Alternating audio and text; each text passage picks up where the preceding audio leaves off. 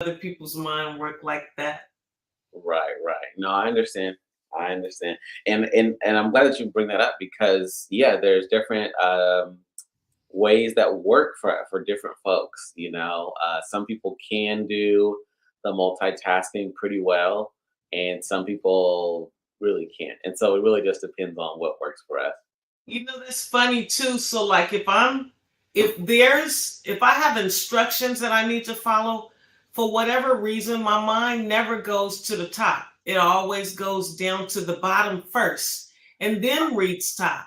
And I think that's because I'm outcome oriented. Uh-huh. What's the outcome?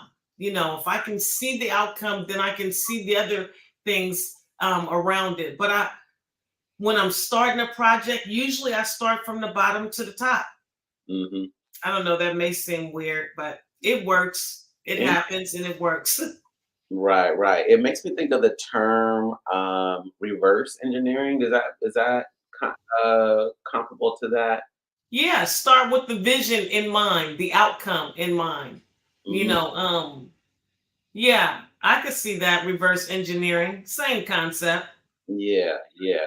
No, I remember in the book, which is also really good, on the Seven Habits of Highly Effective People, that there's I want to say a chapter. It may be a chapter entitled "Begin with the End in Mind," and so that's what it's all about. It's literally says that. So when you said that, I was like, that sounds just like Stephen Covey. Yeah. Yeah, yeah. What is the out? Yeah, that also makes it sometimes difficult to explain to people because they're following linear, and my mind starts literally right here and then pivots back. I mean, how am I gonna? Yeah, I don't know how to explain it except my thought is, okay, so what is it that I want it to the outcome to be, and then how am I going to get there? I think that's, to me, that's regular. Right. Well, honestly, I think that it's not, and I think that that's one of the reasons why he has the chapter on it. For instance, when I was looking at it, one thing that it got into was, not just the outcome, let's say, of a certain project, but maybe even when we think about, for instance, one thing is like our life's journey, right? When somebody says, okay, he literally goes, if it's not him, it's in another book, but they go, at the end, when at the funeral, what do you want them to have said about you? And what do you want them to take away from your life, from your journey? um and okay, now let's work backward from there. Like, if that's what you want them to say, what are the types of things that you feel like you have to accomplish? What are the types of things that you would dedicate your time to? How much time would you dedicate to your family? How much would you dedicate to your work? And all of those things become, if you will, it starts to fall in some type of order, right? Where we start to go, well, this is the biggest part. Like, okay, I do want to make this much money and I do want to go to this many places around the world. But my biggest things are whatever it may be. It may be the family, it may be friendship, it may be loyalty, right, to the community, right? Things like that. And it starts to prioritize our lives. But that was definitely one of the examples of literally going to the end. Started with the end in mind and then gone all the way back and saying, okay, now what are the types of things that you have to develop in your life so that those types of things can be, um, if you will, the outcomes that you're looking for. Yeah, it's almost like creating a brainstorm chart. Mm-hmm. Like a bubble chart, like what is it that you want? So that middle piece, and then all these little different things.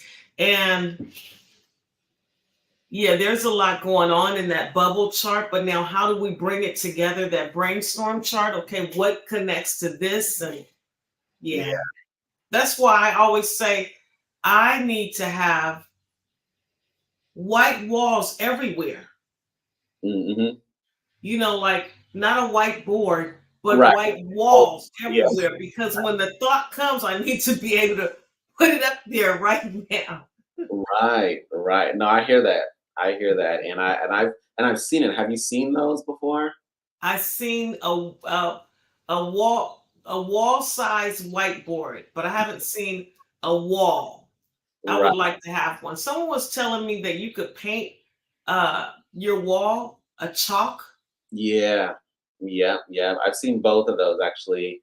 The wall, like you said, where it's just like the eraser board. And then I've seen, yeah, the spray paint, and yep, it'll make it. I mean, I imagine you have to kind of smooth it out first so that it can actually be work well. But yeah, and I'm that type. And so, for instance, and this is one of the struggles I've had with my wife, is when I was single, that was what my room looked like. Like I didn't have like a wall dedicated to, but I had charts. I had a bunch of like little, goal things, and oh, I loved it. I was like, okay, I could wake up, I could see this, I could see that, and then we move in together, and I'm like, oh shoot, I'm gonna put this on the wall.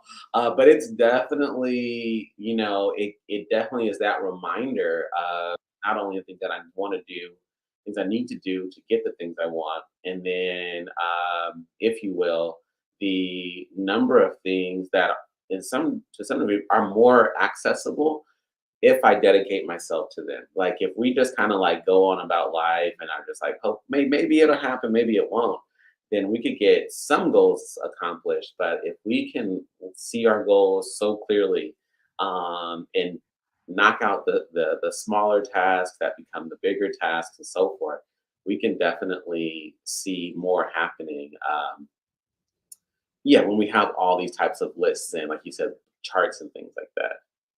So also connected to the chart or the bubble sheet or the brainstorm, it's almost like a business plan in the making because then comes after you have all this stuff, then comes the why.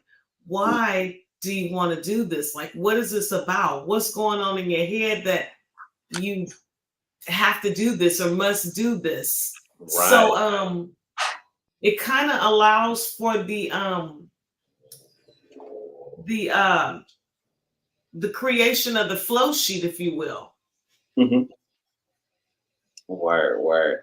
So this is good. One, we're going to get started with our speaker in just a second, but I am so glad that you brought this up, and I'm hoping that this can help folks think about some of the things that can help them in this journey.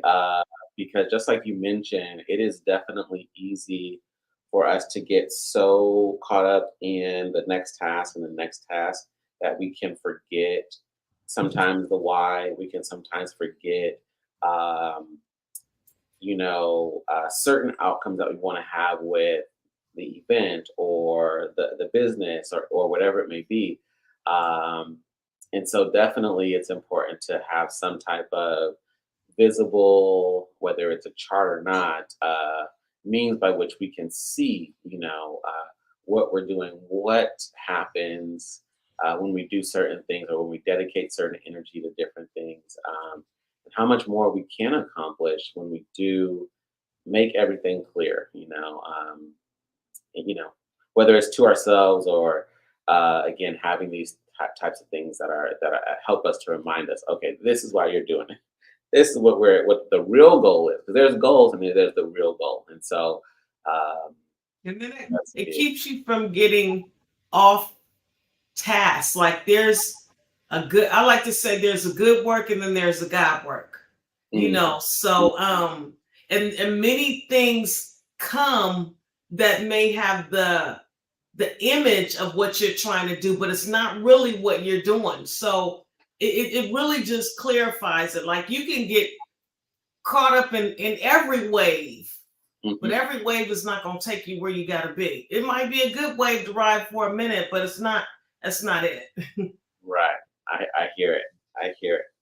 All right. So I'm actually going to read our speaker's bio for a second, and then we'll bring him into the studio.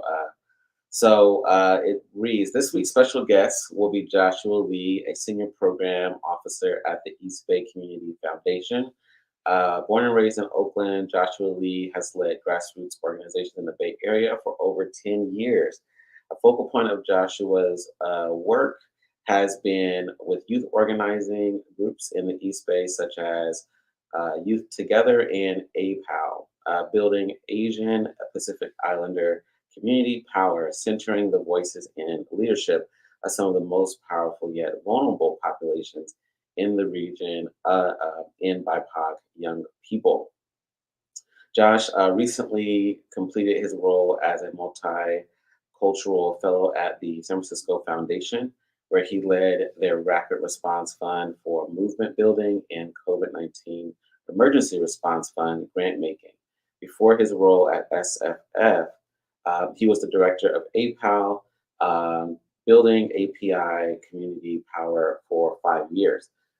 He has a MA from the University of Michigan in higher education with a focus on social justice and a BA from UC Santa Cruz in American Studies. After being in the field for many years, harnessing his perspective as both a grantee and funder, he is driven by a commitment to building collective strategies towards racial equity led by those most impacted towards a just East Bay. And so, one, that is greatly worded. So I'm gonna bring on Josh right now to the stream. And we're here. Are you, do you hear me, Josh? Are you audible? I can hear you. Can you hear me? Yes. Yes, I can. Thanks Cool. for reading that out. It sounds better than it might be. Appreciate you. It sounds amazing. It sounds absolutely amazing, and therefore, one, I'm glad that you're here, not only to share, the real experience behind these paragraphs here, but also Mhm. your insight and understanding around funding, even on just nonprofits. Um, so one, just for people's understanding, I did go to high school with Josh. We Mhm. both went to Skyline High School here in Oakland, and we both connected around the social justice things in that around that time. And so reconnecting around social justice things, but also around the nonprofit, I want to say work, as well as to some degree the nonprofit industry, and just understanding not only how it works, but our relationship to it as well. And so we actually I connected with him a number of months ago, just bringing up this idea of connecting around his work and what he's seen and what he's noticed, um, working in the nonprofit industry for a number of years. And so we'll just get started with just one. Um, my imagination goes, you were interested in working in nonprofits, directly after college. But is that the case? Was it like, you were kind of searching out other opportunities and this was kind of where you found yourself? Or was it pretty much predetermined, like, no, like I definitely want to do stuff like this? Mm.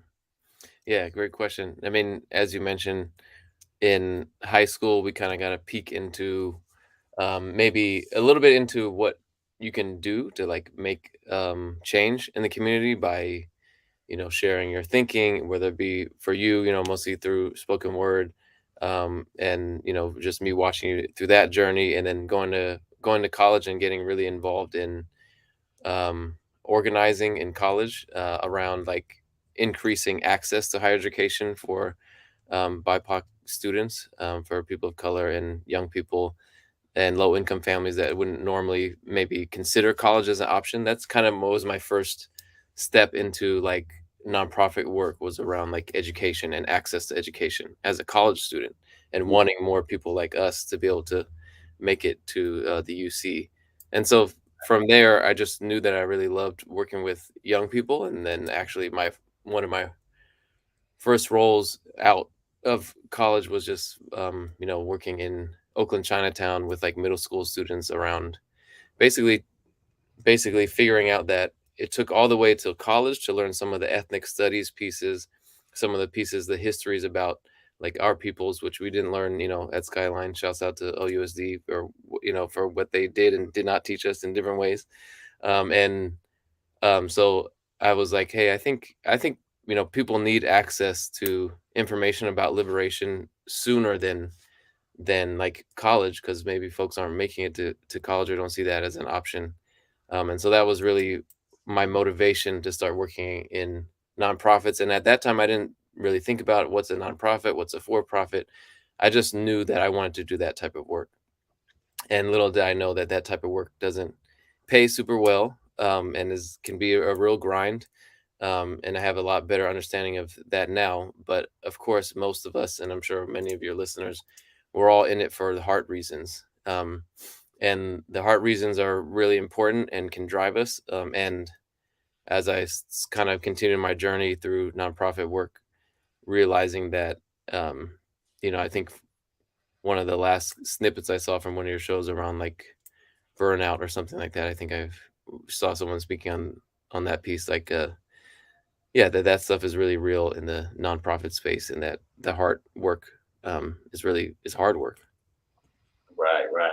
No, Yeah. that's real. That's real. And again, again, I'm so grateful that you mentioned that. Just the piece about again acknowledging some of the things that prevent folks not only from getting into higher education, but again understanding more about our histories, understanding more about ourselves, the struggles that we could be investing ourselves in versus sometimes the ones that we find ourselves investing in, because of just where we grew up.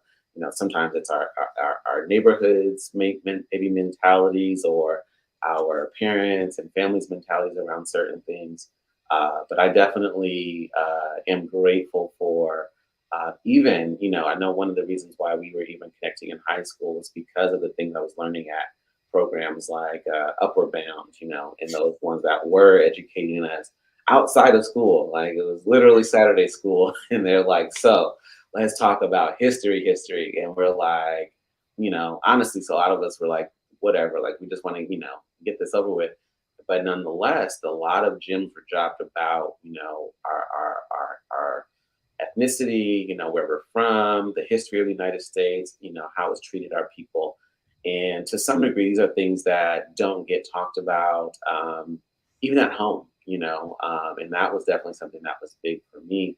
And so, as it pertains to the roles that you've had and the role that you're having now, what was the transition like? Was it you recognizing that you may be able to have a bigger type of impact if you helped out with making sure that the organizations that you once were helping out in this like director role were making sure that they were more getting more access to funds? Was that kind of like the motive or something like that? Mm. Yeah. Yeah, that's a great question. I mean, I really felt like I could do so specifically my role as the director for APAL, Building Asian Pacific Islander Community Power, which is a youth organizing group in Oakland since 1998, that I was like on the periphery of or in different ways, and then became the director in 2014. Um, Specifically that role, there was a time where I remember, and it was hard. It was like pretty at that time. Our budget was pretty small. We only had like a team of three, so we were all doing, for a good chunk that I was there, that was what the like status was. And we were doing, youth organizing, like specifically fighting like gentrification in Chinatown through like District 2 and East Oakland, and also doing basically doing a lot of that ethnic studies work and trying to work on school budget issues. So the young people were organizing a lot of stuff.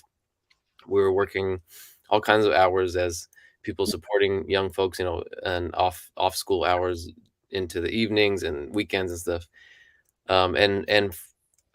Even with that, and folks, were our salaries were pretty base, definitely living wage, but not like, yeah, not necessarily stuff that you would consider super sustainable, especially living here in the Bay and with all the increases in rent that have occurred, especially over the last like 20 years.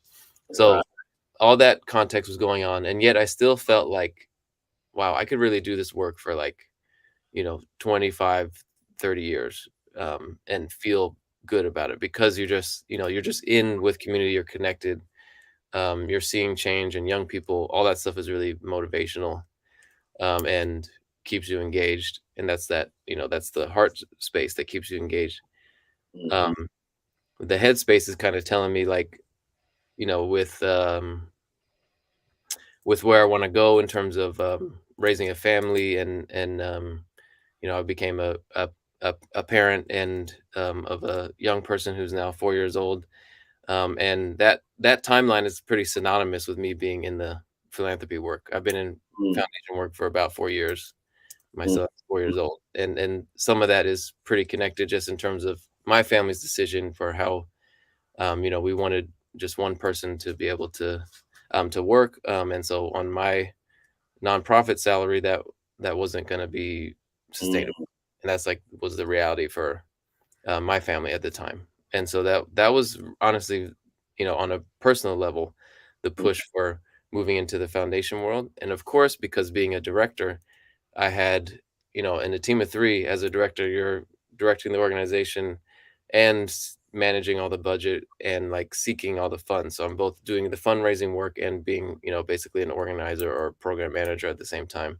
Mm-hmm. So that was my first like time working with other program officers at local Bay Area foundations and kind of getting to know them. And really, it was that multicultural fellowship opportunity. That was like a bridge opportunity. It's a 2-year fellowship, designed specifically for getting, more folks of color into philanthropy because it's traditionally white, just like many of the higher education institutions, and many institutions of power in the US.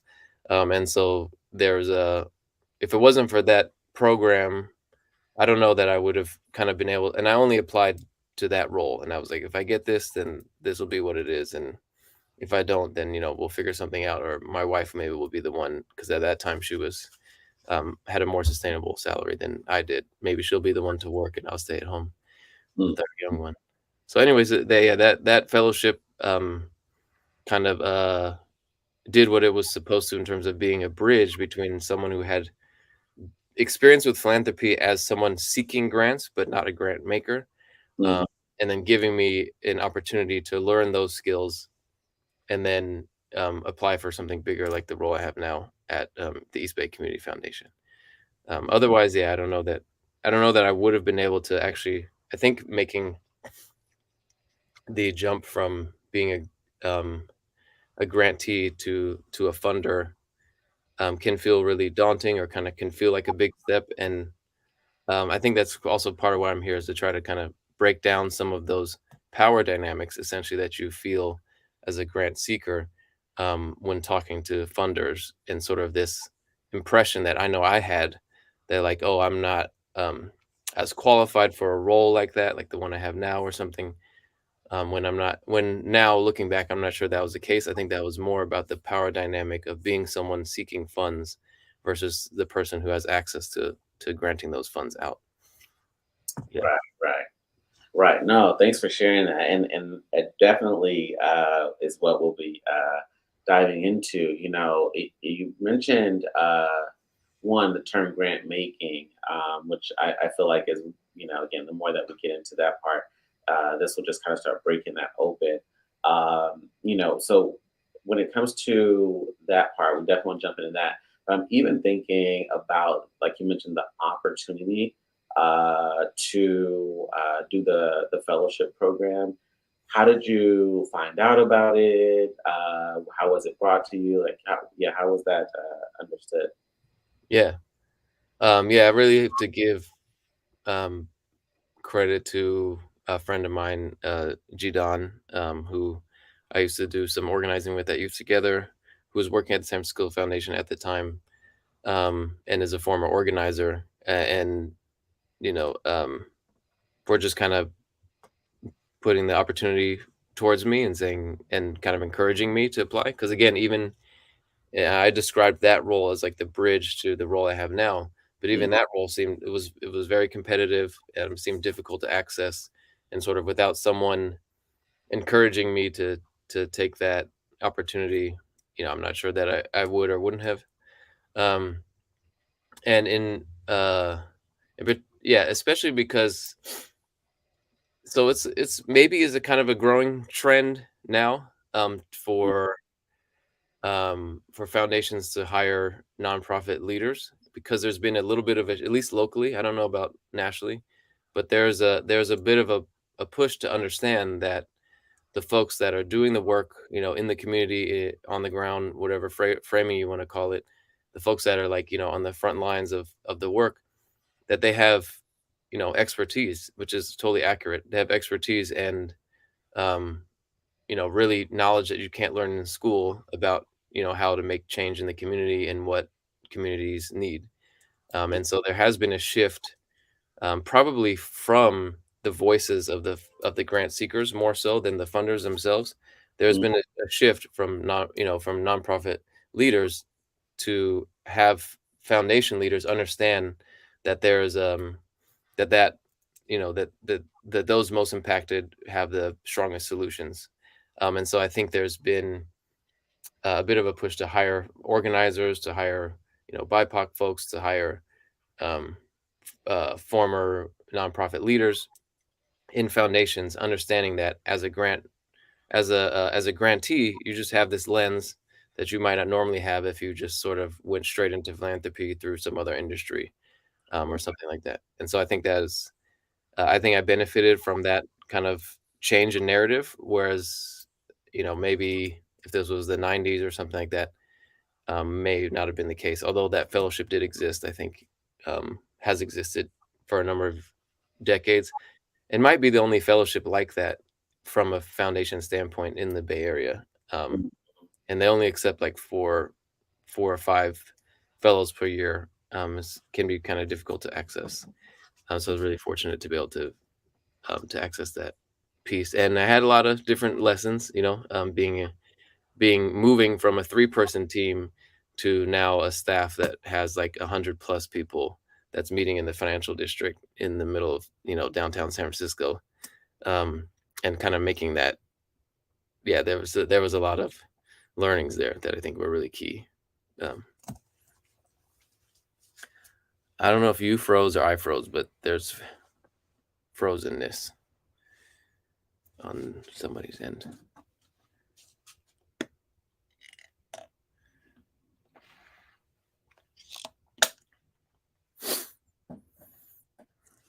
Okay, thanks for clarifying that, so I wasn't just. Okay. Okay. Can you hear me again? Yeah, I froze you with my comments. Anyways, um, honestly, so one, that's the first time that that's happened. So, Oh, yeah, wow. sorry about that. Okay, cool. Yeah, Okay, thanks, so Dana. you're good now. So, okay, cool. So, that's important to even acknowledge. I know that there are different things that have not just happen. I would say within the nonprofit space, but in other industries too, where I feel like things like that have not only been understood, but as well as enacted for more accurate, I want to say effectiveness in certain spaces, where it's like, who knows better than the person who has been in this type of position before and who can Right. see, you know, um, what the nonprofit leader is dealing with, what the executive director is having to handle, and what they recognize as most effective in the work. And so there definitely can, and I'm sure has been disconnects in what the funders think is what's really important. Mm. And one thing that my manager mentioned to me a number of months ago was the importance of our story. And even one of our participants brought that up, that we really have to get clear on not only the story of our organization and how we present that to people, but also when we are talking to funders, having those opportunities to communicate that they understand the numbers, because sometimes the numbers is sometimes the biggest focus or the only focus. And it goes, well, let me nonetheless break it down to you, not only um, what actually occurred, in the work that we're doing, but also how effective this program was, despite what we're looking at in terms of these particular outcomes and these particular numbers. Um, and so those are things that, again, that a nonprofit leader can see. And again, probably if we have more people like that on the other end, could be like, I really know that Right. these numbers aren't indicative of the work, but if we took the time to listen to the leaders of the programs and so forth, then we could probably understand a lot more about what's happening. So that's good. I'm glad that that shift has been occurring, and like you mentioned, I'm not sure if it's happening around the country, but it's Mm. definitely an important one. Yeah. Yeah, yeah.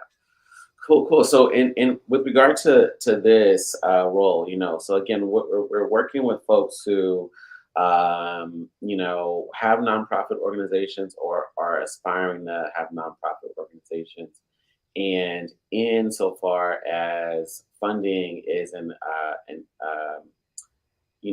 part of what they're trying to do. The biggest thing that we're just trying to, figure out is just for the folks who are literally, getting it started, the types of things that they need to know about, the grant writing process, about foundations, about private funding versus city funding. Mm. Uh, what are just some of your thoughts? And we can start diving into some of those. Yeah, what Yeah. are your thoughts on that? That's great. Yeah, and I really view, my role, regardless of, you know, sort of the resources that I'm able to provide to folks. And when I say I, it's not my resources. Let's make that clear. But Right. as the like conduit between the foundations that I'm working for and the organizations that we're partnering with.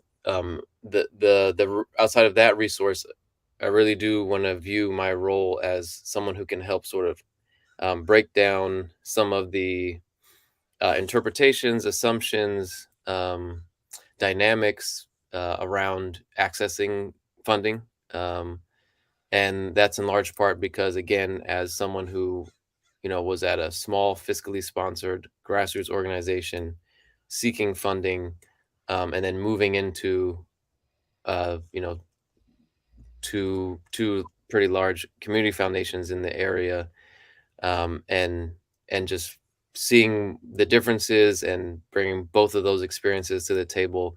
I really realized that there were many assumptions that I had, a lot of worries, a lot of fears that I had as a grant seeker, that I think were just related to that power dynamic that I mentioned earlier, in terms of one person has the funds, so to speak, and the other person needs them. And we're in this society where, that dynamic is super real, and there's a lot of different challenges that come with, like, being on the grant seeking side. Yeah, in terms of, like, just yeah, there's a lot of dynamics, and I think I want to step back for a second and sort of look at the bigger picture that of what creates some of those dynamics, and then try to speak on sort of what I've learned on being on both sides about what's real and what isn't, and then maybe answer some, like, direct questions around the, like, private versus city and sort of that kind of nuts and bolts stuff. And because it can feel like, if you unless you have access to a funder that you feel safe with, asking questions like that can feel scary. That it can feel like, oh, that's going to put me in a certain light or make it seem like I don't know what I'm talking about or know what I'm doing, and then I'm not going to access the funding. And the main thing I want to just demonstrate is that that's what I found, is that's not the case, and that folks are, you know, that being able to ask direct questions and exactly ask what you mean, and um, not have to sort of go through this process of um, acting like getting soaked into that over professionalized culture that ultimately is rooted in white supremacy, I'll say, and feeling like you can't ask questions, or that you'll ask a bad question. That those are the things I think we, as grant seekers, that we really need to break down, and just acknowledge that we have a lot of expertise to bring to the table. and that there's no bad questions, and that we may even have some better ideas to offer. So that's generally where I want to go. And I also want to, can I, how long, what kind of time do I have so I don't kind of go way over?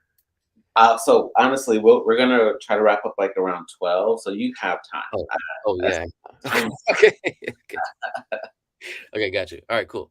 So yeah, bear with me, folks, and please, yeah, include any. I also want you to view this opportunity as if you have questions like that, that maybe you're not sure who to ask. Go ahead and please, engage in the chat, and I can see what I can answer. Also, I'm here as someone who does work for the East Bay Community Foundation, and I have that perspective. Some of my um, opinions that I share here may or may not be like reflective of the organization as a whole, but my experience as a person, as an individual. So, anyways, so that out the way, yeah. So let's think about my title, right? My title at the East Bay Community Foundation is Senior Program Officer. So, is there any words sneak out or stick out to you in that title, Jermaine? Senior. Senior. Okay, yep, yep. Yeah, That one. officer. Like, oh, Yep. Okay, yep. Yeah, those are two that stick out to me as well. Yeah, I mean particularly the officer piece. Thanks for lifting that up. So there's another institution. Well, there's several institutions that use the term officer. There's another one that's financial, that also uses officer, and which I don't know. What can you think of another like financial role that uses the term officer? You may or may not. I'm thinking like the ones in the C-suites. I'm thinking like CFO. I believe that Oh yeah, that's true. officer is an They have O. officers. Yeah. And CEO. Yeah. Yeah, that's true. Those ones have officers for sure.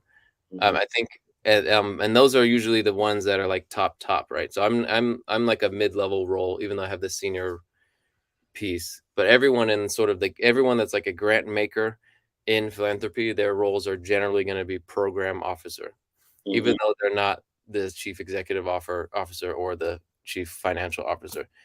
They're not. They're generally not considered managers or anything like that.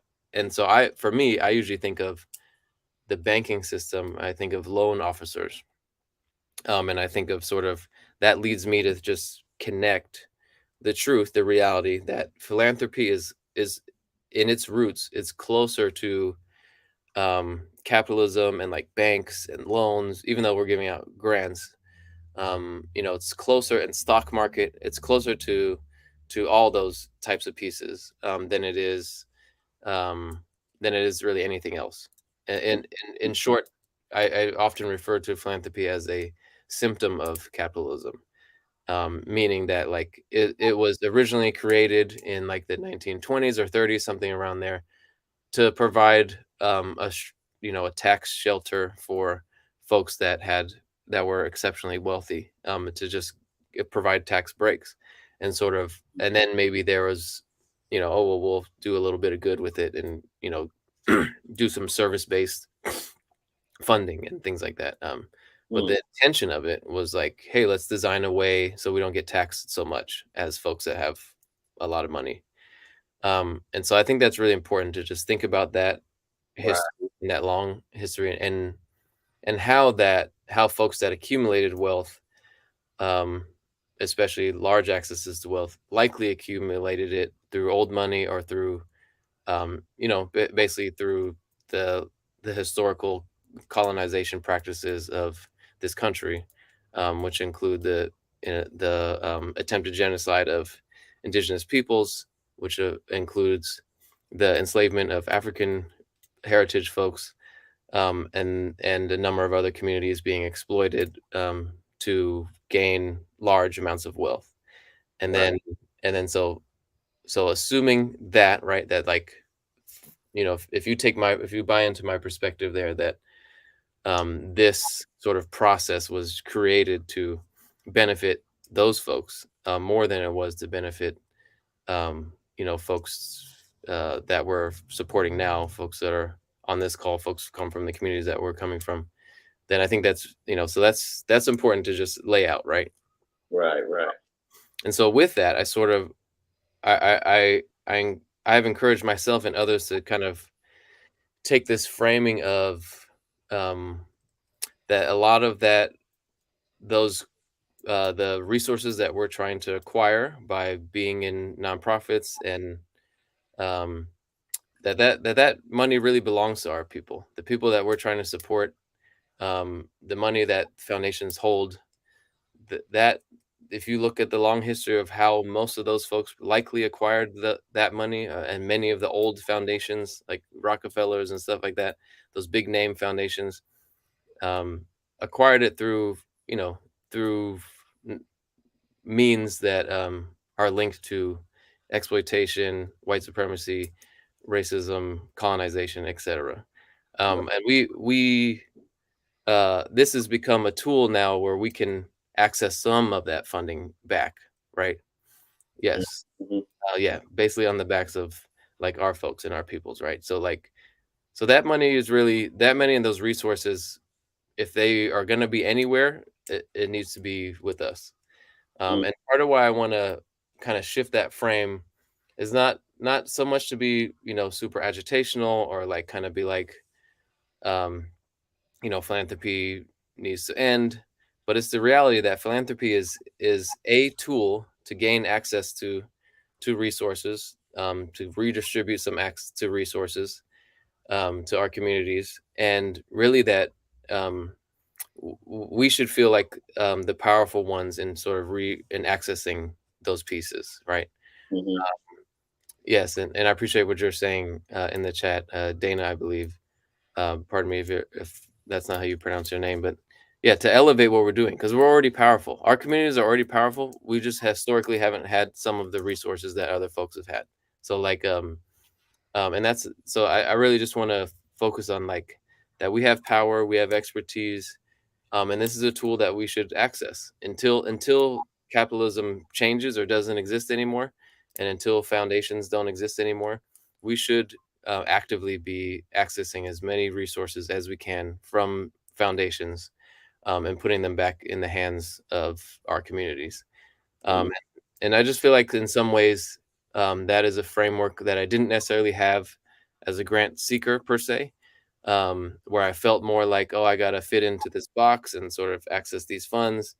Um, and I just wanted to kind of flip into a little bit more of uh, a stance of power in terms of the why, and sort of how much we deserve the funds. Because I think there can be a feeling of like, well, I'm not big enough in this way. I don't have this many service hours or numbers to demonstrate. I don't have this, you know, sort of thing to demonstrate. So I shouldn't apply for this, or I don't, you know, my organization is not big enough to access this multi-year, you know, $100,000 grant or something. Mhm. And that's the kind of thing that I just feel like we should just, we had to understand the right strategies for accessing those things, but just really be acknowledging that we do have power and expertise in this process. Word, word. And I honestly just want to take a second just to breathe that in, um, because that's powerful. I think that we can definitely get into this space in which we believe that, um, honestly, right, they are the rightful owners of all of that money, and we are coming literally asking them for what's theirs, Hmm. right? And we need to prove to them our need. We need to prove to them our ability um, to maintain the money. But in some respect, we need to prove to them um, our worth. Hmm.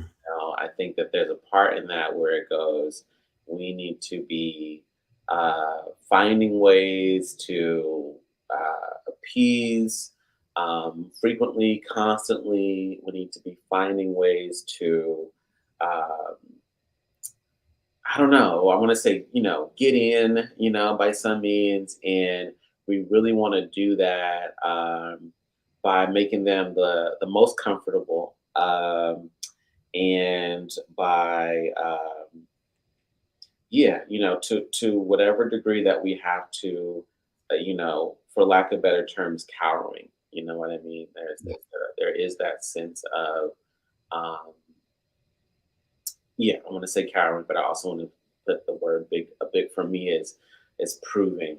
Having to prove and prove. And so, even acknowledging that, and then thank you so much for sharing that perspective, which is one of the reasons why I was like, oh, I can't wait to do this because it's not something that honestly gets talked about every day, at the nonprofit office, amongst coworkers. We're not referencing, the means by which folks have gained the wealth that they have acquired. We're not talking about the histories. We're not talking about, I mean, fortunately, in San Francisco, there are those conversations around reparations, right? Mhm. Um, Okay. but honestly, right, it's always separate.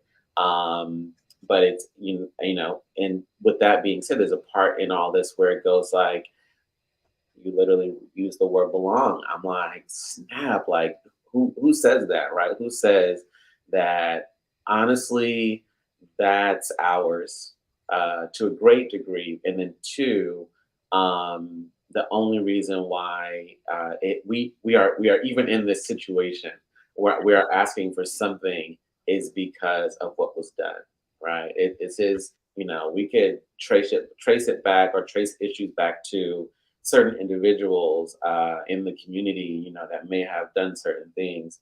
But if you will, the whole setup that has been happening for centuries um, has us in this predicament now where we're literally seeking funds for programs to benefit people um, that have historically been oppressed, disadvantaged, and all those words that put a name to the things that have been done.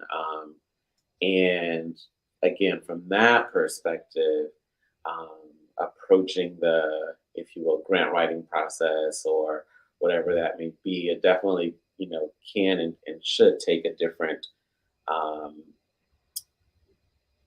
you know, should be looked at differently, given that understanding. I think that's really powerful.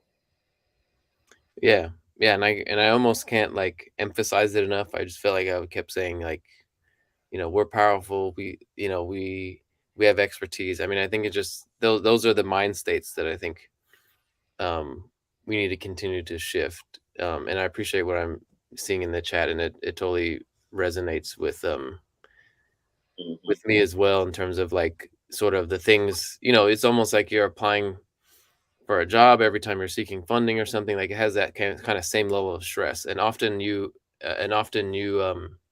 or you feel like you have to do a pitch or, like, you have to be really good at, like, I don't know, schmoozing or something like that to gain access into that world, and I think that's all kinda like, um I'm not gonna say it's, like, maliciously intentional on the part of the foundations, but it's just that the foundations are woven into the fabric of white supremacist capitalism, so ultimately, those things are all gonna be there unless there's folks like us challenging it and or being on the other side and trying to reshape it. And so there is sort of this movement around, what's referred to as trust-based philanthropy, which may or may not explicitly state some of the things I stated around colonization, the history of the money, and all those kind of things. But it does aim to address the power dynamic. And there's a website, maybe I can find it and put it in the chat in a little bit because I want to give credit to the folks that came up with this framing of trust-based philanthropy.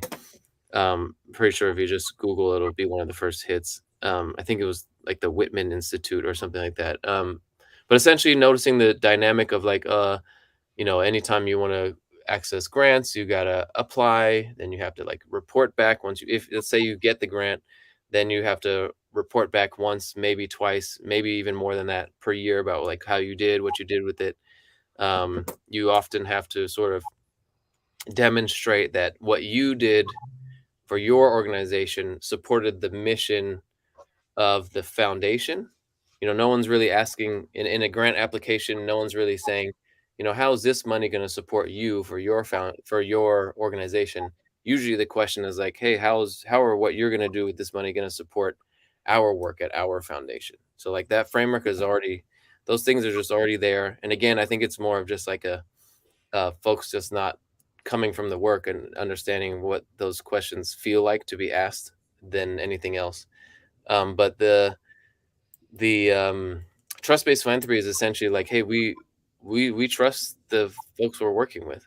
We don't feel the need to have to um, check in with you, unless there's some support that you need to make you prove, like through applications, to make you prove um, through reports, final report, just that term itself, just what's your final report on like this funding is. It's like there's a lot of power like in those pieces, and philanthropy is more like, hey, let's instead, like a suggestion from trust-based philanthropy would be to have like a conversation over Zoom or maybe in person pre-pandemic. And then it's on the program officer to take all the notes and come up with their own report if they have to report back to like a board or something like that.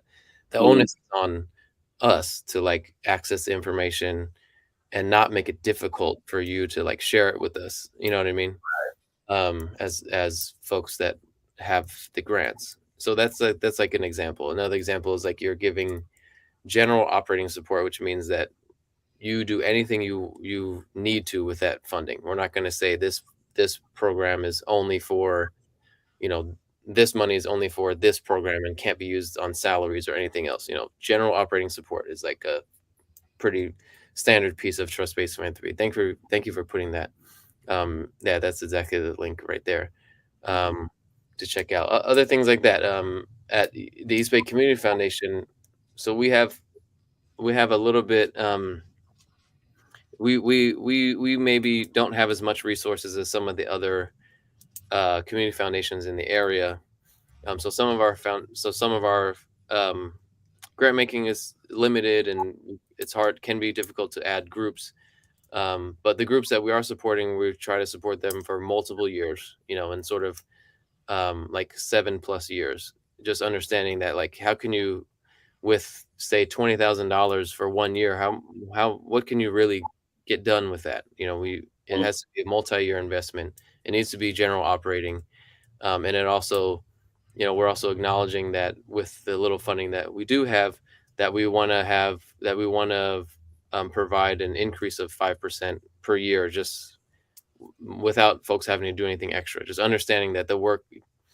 I'm just gonna keep using that $20,000 example because it's kind of like that kind of random standard number that maybe you folks would get from grant seeking institutions, but is $20,000 in 2012 versus $20,000 in 2022 are really different.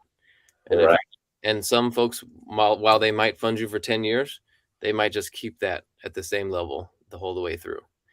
Even though the cost of living, everything is increasing around us, the grant seems to never increase.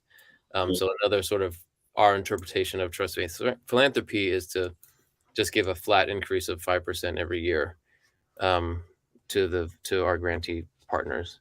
And we're funding mostly power building and base building organizations focused on building power in communities around issues of housing, around issues of education, around arts, around even small businesses, things like that. And so and it's all with a racial equity, racial justice lens. And it's not really issue based. It's more like, are you building power by organizing a base of leaders to make change in the community through advocacy? And so that's the kind of thing that we're supporting in some of the interpretations that we have of like that trust-based philanthropy piece. Um, yeah, that's no, I don't have anything else for that for the time being, but I do have more things to say. Maybe your next question will prompt me back. yeah, yeah. No, again, that's honestly, I have not heard of trust-based philanthropy, so that's new for me personally. Honestly, the a lot of the grant stuff that I have seen has been around connecting with city funding, different Mhm. folks that are doing things with the budget from the city, and so even that, um, I'm learning more about, or rather I will be learning more about the foundational side of things soon. And so, but what would you say are some of the main differences between um, city funding and private funding? Yeah, this is all really good. And so one phrase that I learned only when I started working in philanthropy, although I think it would have helped to know before, um, is this like I think it goes, if you know one foundation, then you know one foundation. So essentially, like in other words, as far as private family foundations or community foundations or all the different types of foundations go, they have the word foundation usually attached to them. They Hmm. all are super different. Some of them are going to have an application, some are not going to have the application, some of them are going to be um, small and give small grants. Some are going to give big grants.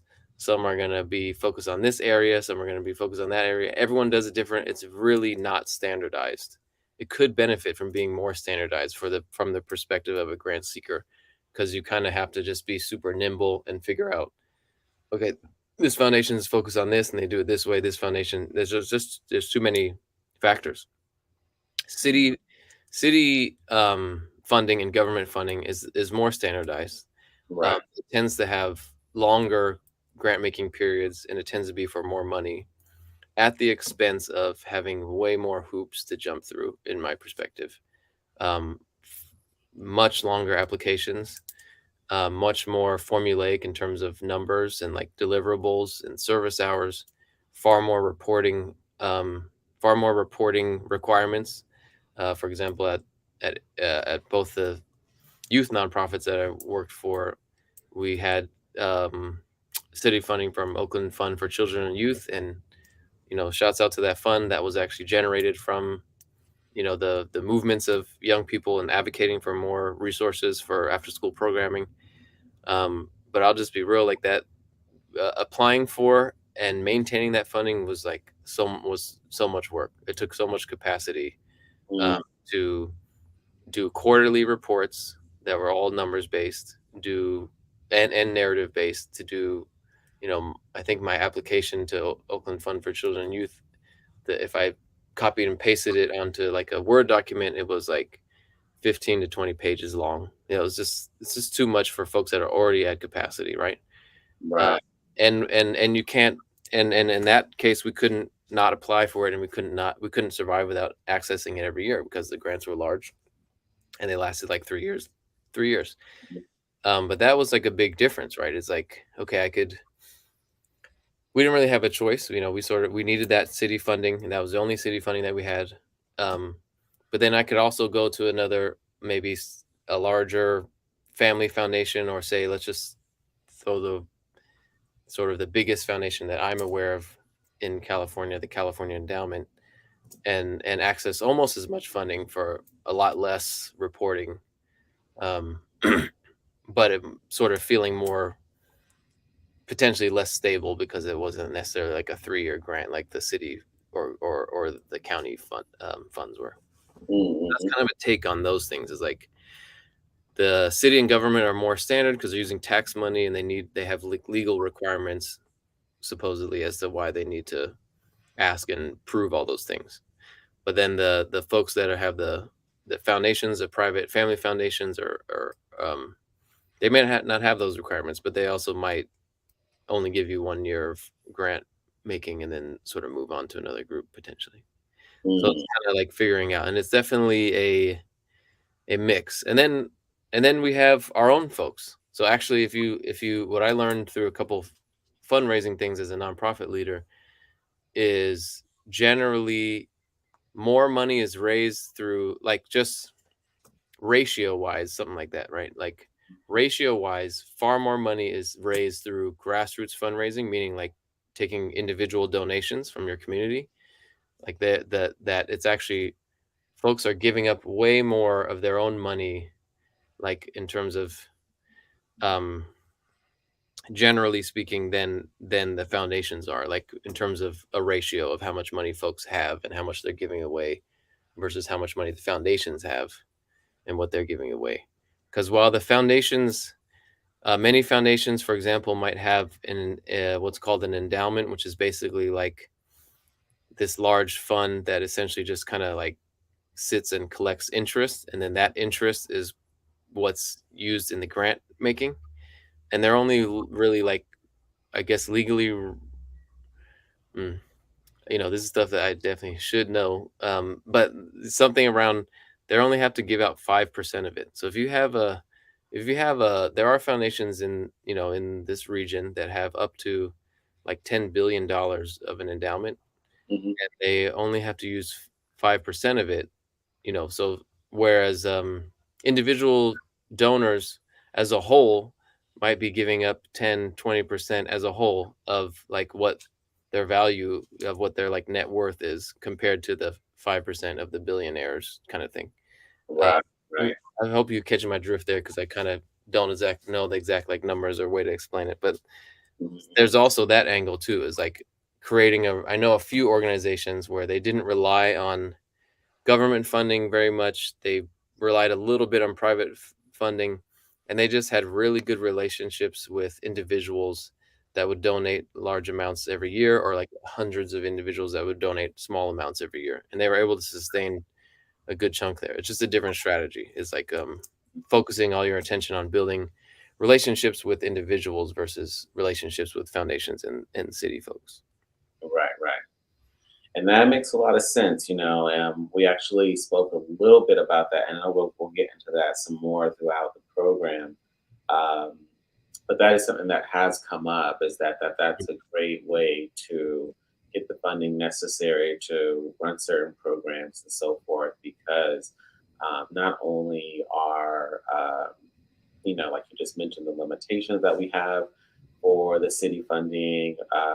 Even you mentioned some around the time frame that will be funded with certain private foundations. That when you have a relationship with certain folks who are just honestly excited by the energy, the work that you're doing, the why, given the fact, they know who you are, they know where you're from, they've seen the progress, they see the work, they see the impact that it can have.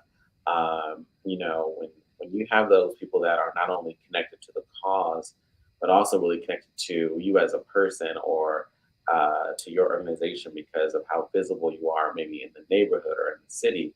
I definitely can imagine, folks from around, if you will, around the way, feeling more, yeah, just being more willing to give and make those adjustments, because in some respect, they also, and I think this is, we'll speak to this part in a bit as well too, but they want to be connected to it. Mhm. They would take joy, take pride in knowing that, when they see you moving, they see you and your organization making the efforts that it's making to impact the community, they them knowing that they are contributing to that is something that means something to them, and honestly can mean something to them for many reasons, right? It could be, and same reason for us, right? Why we do some of the work that we do. It could be because we had these same problems growing up, or we were impacted by these types of organizations growing up. We can say, I have relatives or friends that deal with this. So if you're out there, then they run the chance of running into you when they don't run into me, right? I don't get to see them that much, but if you're out there making moves in the community, you can possibly impact them in a way that I probably couldn't. And so all that to say is that it makes a whole lot of sense for those folks who are contributing monthly or weekly to our organizations to not only continue to do it, but to do it with great enthusiasm. Yes. For real. Yes, absolutely. Yeah, and like our folks are generous. Our folks are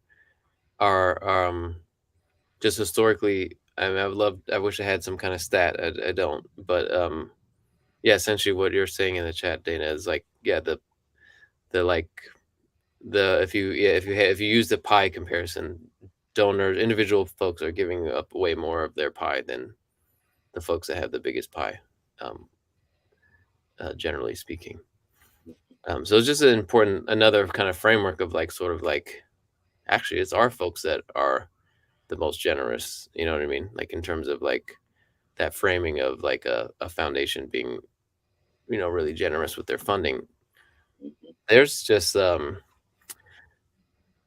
a world of just really tucked away money that like I just feel like I don't know personally, and I'm just kind of getting exposed to, but you know, there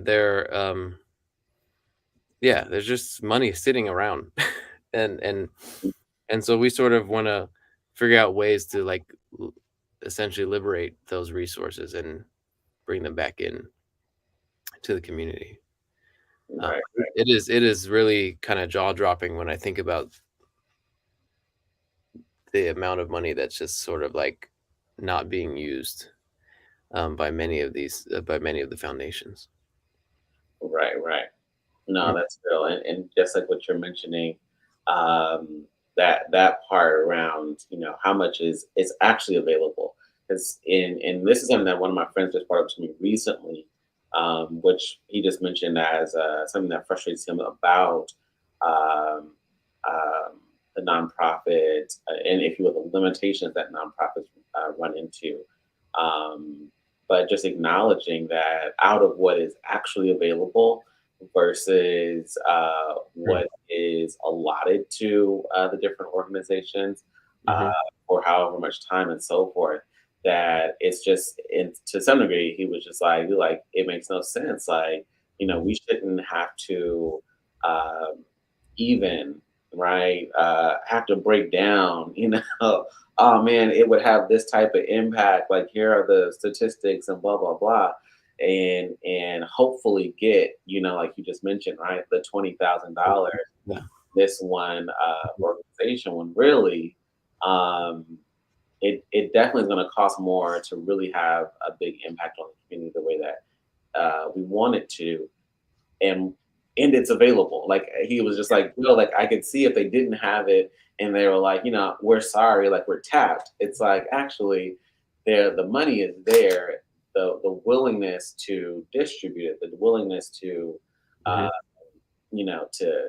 to give it out is where you start finding those um the real limitations.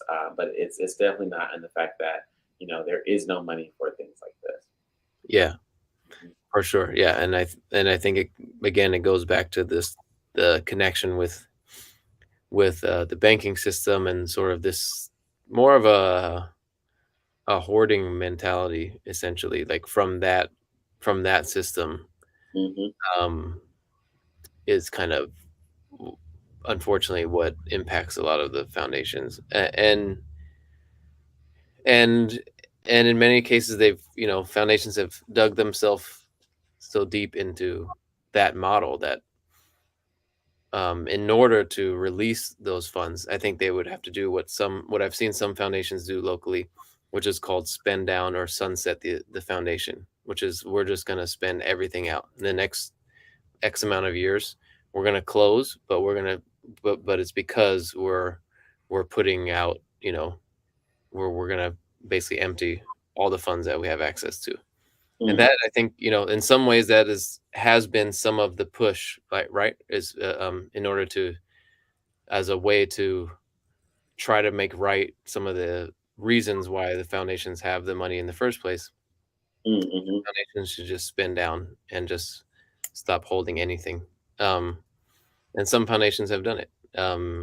And so that I think that has been um, a big example. That's like an ultimate example of trust-based philanthropy. But then also at the end of the day, then that foundation is going to be gone and won't necessarily be able to do longer term sustainability. But I think there's a few foundations that could benefit from doing something like that, and then there are probably a few that maybe should for because of a certain role that they play in the community remain. I can't really call it per se, but I just wanted to give that example that there are some foundations that have taken that feedback and been like, you know what, you're right. Like holding all of this, and let's just make sure it gets all out. Right, right, Respect to that type of action. right, right. No, that's real. I'm just checking out some of the comments. Hmm. Um, where I get Yes. the funding. Um, right, right, based on the percent and not the percent given. Right, right.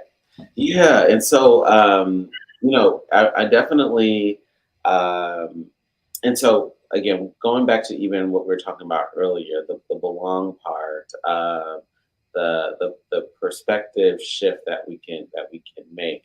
Um, how can that or in to some degrees, how therefore would you encourage folks who are seeking the funding to approach it all?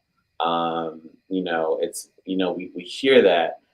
What can that look like when it comes to, okay, there is a we're looking for grants in these different spaces, or we're having to go to these different places to meet the folks who have that access. How can we approach it differently once we have that understanding? Yeah. Yep. And I think it's going to look different depending on just how you are, how aligned you are with like kind of what I'm saying. Sorry, I'm gonna to decline a scam call real quick.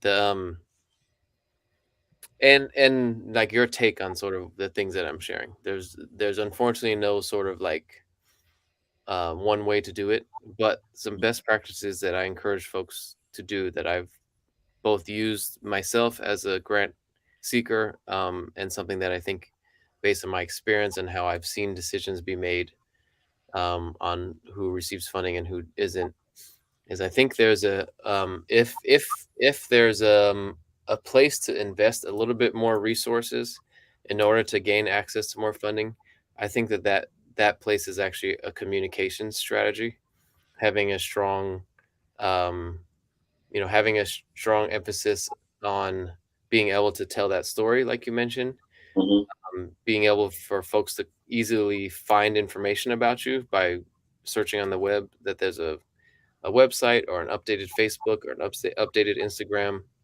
Of course, this kind of goes in with everything in this era of like social media, where yeah, being able to sort of have the folks that are curious about you find out key things about your organization easily, is going to be really important.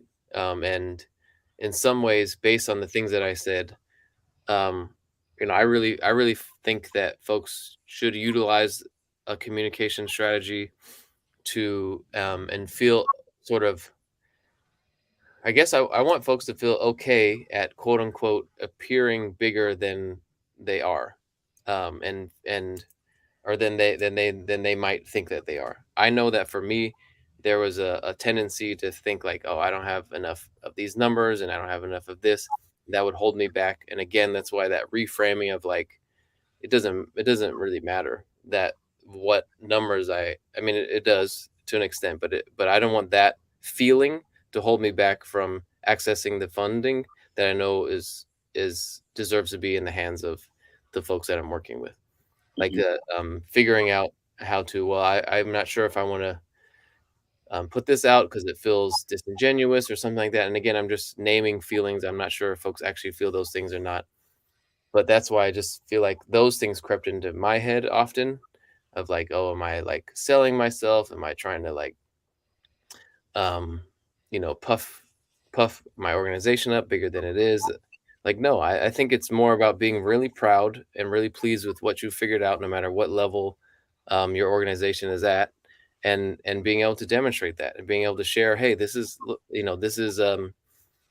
this was an experience that our community loved and enjoyed at this event, and we're gonna and we deserve to have some good footage of it. We deserve to have a good, clean, edited video of it, to demonstrate that. And I think that those are, for better or for worse. um, those are some of the things that do help elevate the visibility of folks. You just to be for someone to just type in your name and see some things is going to be a big thing, because oftentimes foundation folks are having to do some of their own research to find groups, or maybe they'll get an application from you, but they've never heard of you before. They're getting like a dry, like a cold call application from you. They're going to look you up. So the first thing that they see needs to be sort of ready to show um, what you are and what you're about, and have it be clean. So I sort of that is one area that I think kind of pays for itself in some ways, is figuring out how to get a good communication strategy, and it's just stronger for you too to be able to easily tell your story, point people that want might not just foundation folks, but community folks to also be able to look you up and find you easier. So overall, I think it's just a strong way to go. Um, and there's more access to do that sort of thing now than there ever was before, in terms of social media and and folks that are trying to do these kind of make these videos or use their drones or that kind of thing. Um, Right. but that is one key thing, and then I think the other is just continuing to have that mindset that you have expertise, that you have power, and that these funds belong to your people. I think just that in itself will, the more you can kind of absorb that and really feel it, your mind, is more clear about the work that you want to do than mine is, and you'll figure something out different than maybe what I could say. You know what I mean? Hmm. And I think it's about trusting that and being able to try it on. Because again, like I said early on in our talk, there's often this feeling like I'm going to do it wrong, or I'm going to ask the wrong question, or I'm going to appear like I'm not this. Um, and I think just more and more we have to continue to not assume that the foundation leaders know more than we do, and that actually, in most cases, they likely don't. And so they are the ones that should be worried about what question to ask you, so to speak. Right. They are the ones that should be nervous and not know, and should be the ones that quote unquote don't know enough, Right. not the folks doing the work. So I think just the more you can kind of flip that frame into what I believe is more accurate, Hmm. um, your mind and your team and will think of things that that I can't just sort of say in like a instance like this, for example. But I Right. also, yeah, I do encourage, if there is any um, if there are any specific questions, I can also drop my email in the with you if folks on this call have specific questions about certain foundations. I'm kind of new to the foundation game in terms of how long I've been on this side of it, so I don't know like every foundation or every foundation staff member, but I do want to help like folks kind of figure out generally, when you feel stuck on like, should I ask this question or not? I use that example a lot, because oftentimes I was like, I don't really know how to fill out this application. Should I ask them? But then will it feel like I'm not qualified because I don't even know how to fill out the application? Those are, those little things add up, and they just make it harder to do the work. And the truth that I realize is you should definitely ask about this question in the application, and you should definitely, and mostly because for your own sake, not because it gives you a leg up, a leg down. It just kind of is neutral. Like, and folks, I always assume that they're going to be like, oh, damn, he doesn't even know what we mean by this question. But folks aren't really doing that. It's kind of what I realized. They're at any opportunity you have to engage with a staff member at a foundation, even if it's not, is going to be generally positive, even if it's through a question that you're like not sure if you should ask or not. So I just generally, just breaking down those kind of things that hold us back, pushing through those, trying them out, and being a little less fearful, knowing that the fear comes from the dynamics that we referenced on this call. And Hmm. it's maybe not exactly real, but I mean, it's real in the sense that those things happen, but it's not necessarily Yeah, I just don't want that to kind of fake us out from missing our own expertise and power. Right, right. So honestly, there's a part that I have heard communication strategy from one other organization. Um, because, and I bring this up because we already know, like, one, websites, social media, in some respects, you know, two sides of the same coin. Um, However, social media is, for different people, a beast that is like hard to Oh yeah. conquer, right? Mhm. Because it's so daily, right? And there are some folks who are like making 3 posts a day, 5 posts a day, stories. They're on different platforms. And it takes a lot of energy and effort to just be consistent with that, right? Just social media. And then there's the website, Yes. and we have seen some folks whose websites honestly need a lot of work, and then there are those websites where, I mean, it literally just goes, well, where do I send the money? Right? Just because okay, Yeah. clearly, like, y'all are doing it, right? It looks great, it's clear, all those things. But I come back to this part, and again, anyone that wants to chime in the chat, let me know. Hmm. But I've only literally heard one organization or company say we literally help with communication strategies. Um, so one, if you can give just a little bit of clarity, just in terms of, okay, like, this is what I mean in terms of communication strategy. Two, where do we start in terms of either getting help with it or um, developing a clearer understanding of how we do actually want to approach it? Yep. Yeah. No, I totally agree with you. In terms of the challenges, and it also kind of reminded me too of this other piece around, because of the power dynamics, we often compare ourselves to other organizations. Um, and there's sort of that internal critique, or things that occur, and I just um it's just a hard space, and again, it's created by the power dynamic. It's not really we don't really feel the critique. I don't think we really actively want to, like, sort of think of other organizations doing similar work as like competitors, but because of the dynamic that the foundation world creates, with like only X amount of people are going to get this grant, it breaks us apart more too, when we could be more unified. Hmm. And again, shifting that sort of focus, or I guess blame, away from the folks doing the work on the ground and more towards the context that creates those competitive environments, I think is really key. And with that said, you know, at the same time, we had to be real that there's kind of a game to be played in terms of getting visible. And so it's just a balance, right? Well, there's two things in terms of website. Let's start there. My former organization, APAL, when I inherited the organization, we had, I don't know the technical term, and I'm not like a tech or social media guru person, but I have kind of tried to figure this out for the reasons that I mentioned.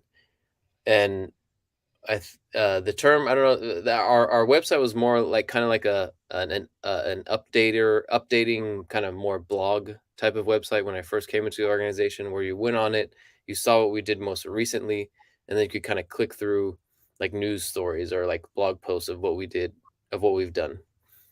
And before leaving the organization, I switched that to, I do know the term for this one because I think it is a better one for the purposes that we're discussing, into a static site, meaning it did not have active updates per se, but it was a landing page. It was a landing page that really didn't change. But it had, like, here's our like mission vision. Here's some stats. You do want to throw some numbers. The numbers that we put in there were not necessarily like, we serve, blah blah blah amount of people. we put more stats about like why we do the work, like X amount of students are impacted in this way, like, so but just numbers on the page, for better or for worse, are going to be important in this era, and for funders really kind of. But what I'm saying is like kind of any kind, like whatever numbers you can like figure out to put on there, um Uh-huh. even if you don't feel like your organization personally has numbers still, like to Mm, share or something like that, um right. but like stats. And then the up, so that static site just made it so capacity wise we didn't have to be in there updating it all the time, because updating your website, let's say you didn't even make the website, you hired someone or you contracted someone, or like you have a younger person in your family who can help you make one or something like that, tends to be the case, right? That then we don't want to be back in there trying to update it and figuring it out and messing it up or something. So you have like a static landing page site that has your base information, and then where you put your updates about what you're doing is more like on the Facebook, Instagram, because those are, everyone pretty Mm, much knows how to make those posts. mhm, And that's where generally, I'll just say for me, if I haven't heard of an organization and I Googled them, I'm looking at the website, and for the most part, I think Facebook is where I tend to see the most kind of updates in terms of the platforms. mhm, Yeah, I kind of view the platforms as like, um, Facebook is generally good for like updating. Hey, this is our event that we did. Here's the flyers, and promoting. You're both promoting at that point. You're promoting both to the community and to anyone that's looking as an observer who might be a foundation leader. So it's just good all around to have strong Facebook, and it's not as hard to maintain as a website, right? mhm, Um, um, Twitter is, I view as more like as an organization, is sort of to view maybe how an organization aligns politically, and I don't think it's as, if you happen to have a strong Twitter, that's great, but I don't think it's as necessary as the Facebook per se. I'm trying to just kind of give an example of like, if you have to choose one platform, I'm thinking, I feel like Facebook is the one that's most common and that most people generally have already a little bit. mhm, And then Instagram is great for like, more for engaging, I think, community than it is like foundations per se. Because it tends to just be more like, that one's more based on images. It's not as based as like on text as much. I think Facebook is kind of the sweet spot between all of those three platforms, to have the most active updating on, because you can have pictures, you can have long written out stuff, you can do videos, you can do all those things, you can link them, you can have a link to your website on there, and vice versa. Your website should have a link to your Facebook. And I think that is kind of the platform to sort of utilize the most. And it's just scrolling. It's, as a foundation, I just scroll through the posts, and see mostly how active or how recent like a organization might be, and some of the events that they're doing. So those are some things that come to mind. And I think ideally folks are, and I never did this, so I'm just kind of saying it, but ideally folks set aside some budget for someone to do some, at least some part-time comms work. Um, Also, you can go live like on Facebook, and then that like record at your event, so that'll engage people in the moment, and it'll be recorded and left on your page. So you could just do, and all you really need is a phone, maybe a computer. So like that's why I think it's accessible and good. And I think it is, can be useful to have, to sort of, um, hire someone part time potentially, if you feel you have the resources to manage some of those things for you. right, I right. never feel like I had the resources to do it, but I think it would have helped. But we found, I know there's a, I feel like there are some sites, some groups that will like offer freelance support with like building a website or something. Let me do a quick thing. Anyways, but while I look up this, you can, see if there's another question or something. This is, oh, okay, I found something. This is a group called Catch a Fire is the only one I know of this kind, and I don't know how how easy it is to gain access or not. But I remember at San Francisco Foundation, we try to link people up with this. This is also kind of an interesting example of like a static landing page where it's like two scrolls. No, it's longer than that. Sorry. Well, anyways, within the first scroll, you see like some numbers. That's kind of how I think that's kind of the way to go. Maybe I can share my screen just to give a. Am I able to share screen on this thing? That's a good question. It should be at the bottom. You can do present, but let me know. I see it my end, but I don't know if it's on your end. I do see it, but okay, is this sharing? Catch a Fire? Yeah, I can. Let me see. Let me see. hmm Okay. Okay. Oh, word. Oh, wow. Looks. You can still see us too. Yeah. Anyway, I just wanted to give a quick example of kind of like what I envision as like a static site that I was describing. So you got this kind of like, hey, this is our little tagline and a couple pictures, right? And then you scroll down once and then you see just a couple numbers. I haven't read them, but it kind of just gives the impression of like, oh, this is what we do. There's real people here, and we have some evidence. And again, I don't really think what numbers you put is that as important as kind of just like that um uh type of presenting of your stuff. So I just wanted to show that as an example. And then I didn't know that they had all this stuff, but well, it just keeps going and going. But anyways, like in terms of some base stuff or like a static site that I think is important.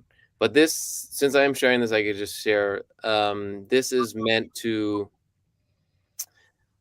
let's see. I think you can, like as so. Let's say I'm a nonprofit. I'll click on nonprofit, and then they're supposed to connect you. Like you sort of say, "Hey, I have this project," and then there's all these kind of like tech designery people or other type of folks that will volunteer to like pro bono help fulfill your project. Um, that is the general sense. So you might. I haven't looked super deeply into how easy that is, but yeah, that's the one thing that comes to mind. Am I still kind of randomly sharing a screen? No. Okay. Cool.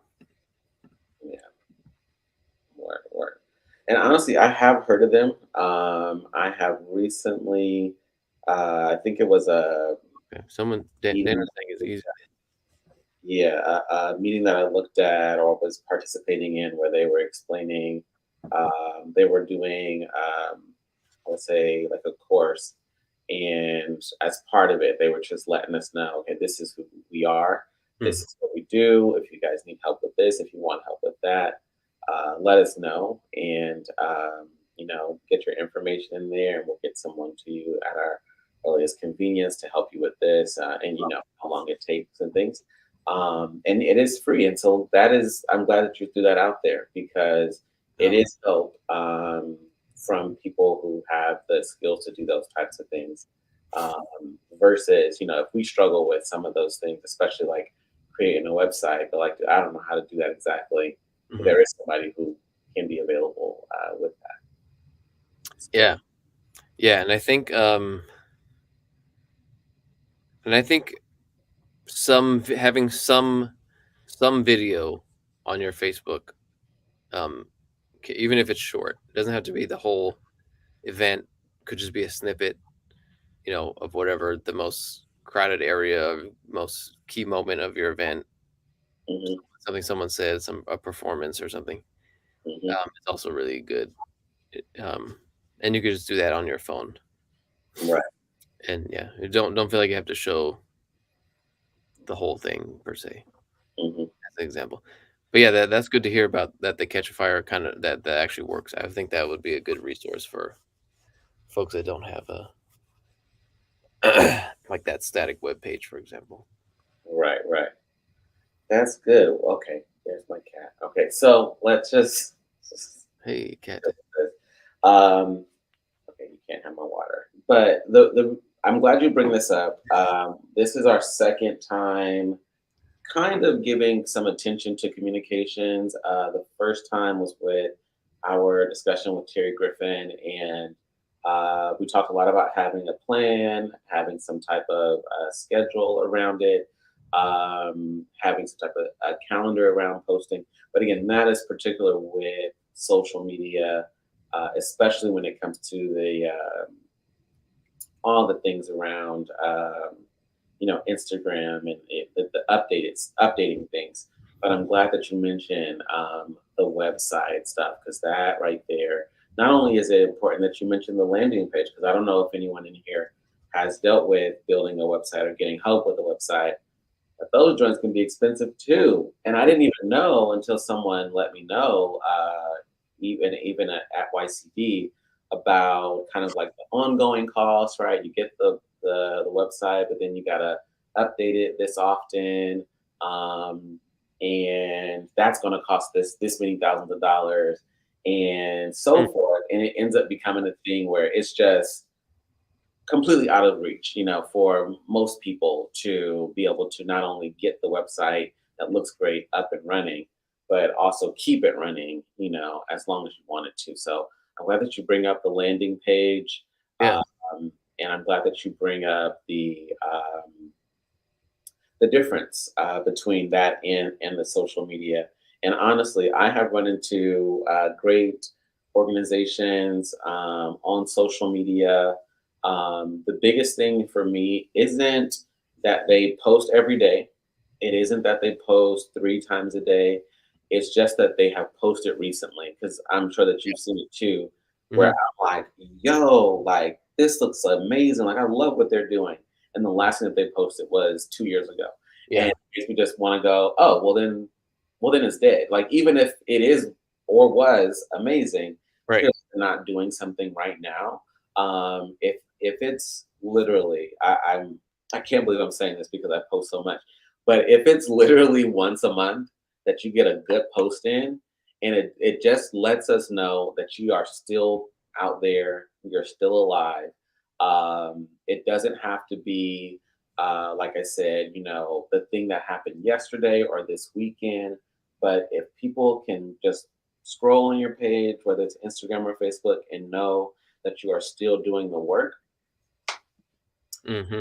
you could have another donor, you could have another participant, another client, seeking your organization out for help, or to help your organization, by just having something as small as once a month. Yes. Yeah. Definitely. I think that I agree with you completely about the activeness and kind of seeing something recent, and that is, yeah, it's kind of one of those things more important just to have something than to have the best thing. You know what I Hmm. mean? Just to kind of take away from some of that pressure of like, oh, it has to be really like this or like that. Even just a description. Yesterday we were here and we did this and it was great. Thank you to the community for showing out. Even if let's just say you don't have a picture or you just have like, a picture that is of where you were but wasn't necessarily of the event. I don't know. Just not letting sort of some of those perfection-y things stop you from putting your energy and stuff out there, I think is important. And I just really quickly wanted to look up some of the website stuff because I think so. I mean, I have a website for myself on this for this stuff that I do on the side with DJing and everything, and I just looked up the cost, and it looks like it's like 150 a year. It's not super um expensive, and I have some other things with it, and it could be even cheaper than that. I think I have some other things with it in terms of like people being able to email me to a certain address and stuff. And then I kind of remember, and that was with the domain source GoDaddy. And I don't really understand that name, but anyways, and then there's Squarespace is the one we used for the APAL, my former organization. Hmm. Um, and I believe that also was not.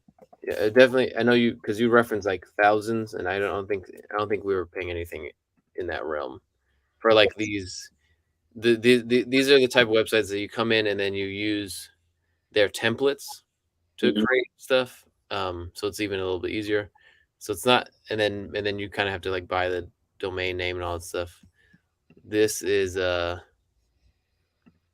I'll just share really quick. I think I'm just sharing this as an example because we did have some support from a volunteer of APAL who knows how to do some tech stuff, but a lot of it I was able to figure out. Um, and I'm just gonna share a quick sample because I think this was not super expensive. Just have apal.org. So I think this is new actually. I don't remember putting this, but when you first visit, it's opportunity to subscribe to the email list. And this is a template. This is a templated Squarespace website. And so we just have picture, the mission, and then we get into those numbers thing that I was talking about. Which again was more, these numbers are more like statistics about um, the community as opposed to like we serve blank amount of people or something like that. Mhm. Mhm. And that I would just say this website has not changed. And maybe a little quote since well, I don't know how successful that is or not, but that website has not changed for like 5 years. But Mm. it's, and we haven't had to do a lot with it to maintain it. So that's why I think it's just, and I have gotten feedback um, when APAL applied. I was, of course, obviously, I had to abstain from reviewing the application through a different fund that I'm a part of called the Youth Power Fund. That the young people that looked up that site, like I saw that they like were like, oh, this site was really easy to navigate and understand, and gave us a good picture of like what the work was. So I think so that was, and again, we invested a couple months and a volunteer to make that site, and then we really haven't touched it since. And I think we're more our APAL was more on like the Facebook and Instagram and stuff. Right, right. That's good stuff.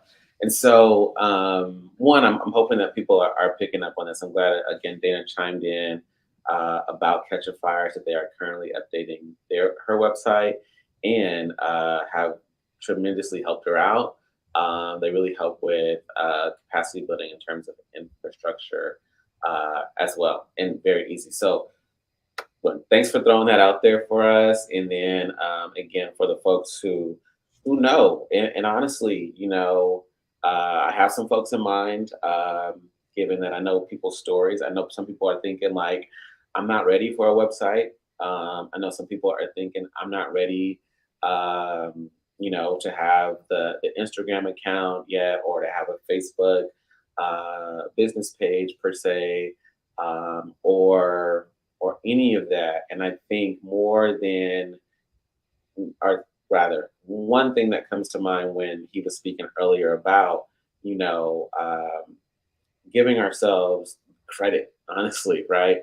For not only what we know, what we've seen, but even to a varying degree, where we see ourselves going. It's one thing to say, I'm not there yet, so I'm not going to the terms come to my mind. I'm not going to act like, I do this or I've done all this. Uh, Mm-hmm. but to be frank, without that 2000 or 20, let's start out with the 20. Without that $20,000, you're most not likely not going to be able to do the things that you really have that vision for. Uh, Mm-hmm. and so don't and which I know I'm great at. My wife will attest to.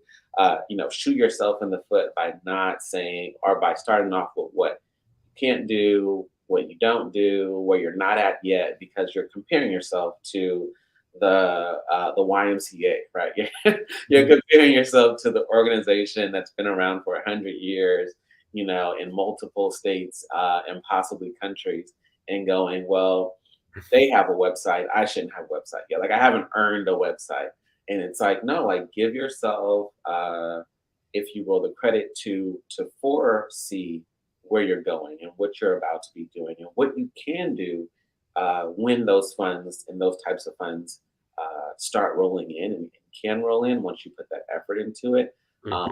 but definitely don't, undermine the mm, effectiveness of putting the energy towards this. Um, which again, I know we can feel very comfortable doing that. And say, well, we don't do or we don't have. So all that to say is, don't do that. But if you can chime in on that a little bit too, a little more, Josh, because that mentality, that feeling, those thoughts can definitely prevent us from even going. I'm not even going to contact Catch a Fire. Right, right, right, right, right. No, I think it's exactly as you said. Hmm. And I and and even, we're using this example of 20,000. I mean, I think that's it's $20,000 for 1 year feels like so much money for many of us, right? I mean, it's and it is not a small amount, right? It's not to say that, oh, that's nothing or whatever, but like but what I think I saw in the chat, like, but also what that money is just gonna go like fast. And really, we should be looking for larger amounts than that. But we're not used to, and because so being in the nonprofit world is just it's just it's just so different from like how you think of like being in a small business or something like that. And this is not to make one out to be better or than the other, but just to acknowledge the differences. I remember feeling like, when you're in a small business, you don't just someday, let's say I'll use my friend that um, he's the owner of Alkali Rye, which is like a BIPOC and queer and trans and femme um, uh, owned liquor sales, like folks that make wine and liquor that come from those backgrounds. It's there on Grand Avenue, and I haven't talked to him about this at all. But I just pretend I'm the owner of Alkali Rye beverage shop, and I'm selling a few bottles a day or whatever. Like, there's never going to be an instance where like I sell a bottle for $20,000. You know what I mean? Like in Mm, a day, right. like acquire that or something. Whereas when you're at a nonprofit, like you might apply for something, you might apply for like 10 things. One of them might come through and you might get $20,000. And it's feels like, oh, whoa, that's like a lot of responsibility, or that's like a lot to do. And that money is just going to go, that's just going to either go straight back to the community, straight to pay your salary for the work that is definitely valued that you're doing, that you deserve to be paid to do this work.